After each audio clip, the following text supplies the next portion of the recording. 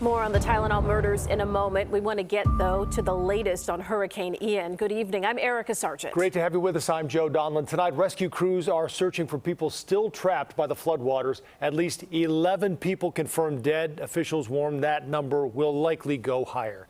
Tonight, more than 2 million electric customers are without power, and it could be days or even weeks before it's restored. And take a look. This is the Matlacha Bridge, or what's left of it. The small community here is a popular fishing town. Officials are not even sure there are any homes left. Hurricane Ian now taking aim at Georgia and South Carolina. Let's get right to Chief Meteorologist Albert Ramon tracking the hurricane. Albert. Erica, Joe, Ian is increasing in intensity tonight. Located at about 185 miles south of Charleston, South Carolina. Sustained winds now at 80 miles per hour. So this is a Category 1 hurricane, but tropical storm conditions already being felt in Savannah, Charleston, and Wilmington, North Carolina. And the worst the weather for Charleston will happen overnight into tomorrow morning. Landfall expected tomorrow afternoon as a Category 1 hurricane, producing winds of 85 miles per hour. And this will be a huge rainmaker, 3 to 5 inches of rainfall with isolated higher totals across the Carolinas, stretching up into Virginia and D.C. included, as the system slows down and stalls into the first half of the weekend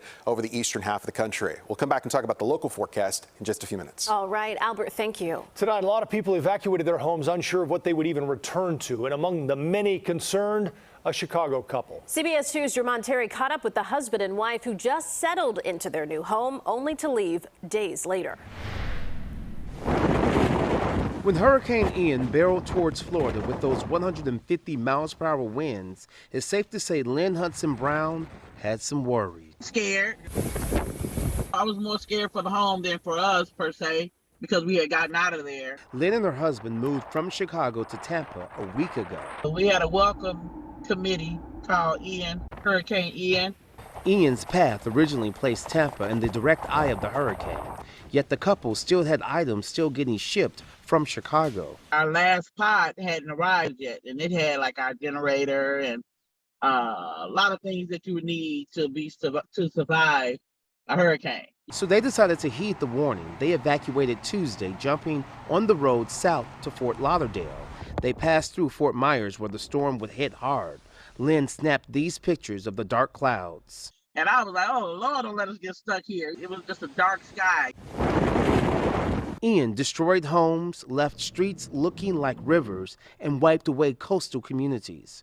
Lynn worried what her neighborhood would look like. No, I was like, Lord, don't let our whole block be flooded with water. A Chicagoan turned Floridian who survived a record hurricane. What a way to welcome us to Florida. But hey, I still wouldn't trade it for the winters again.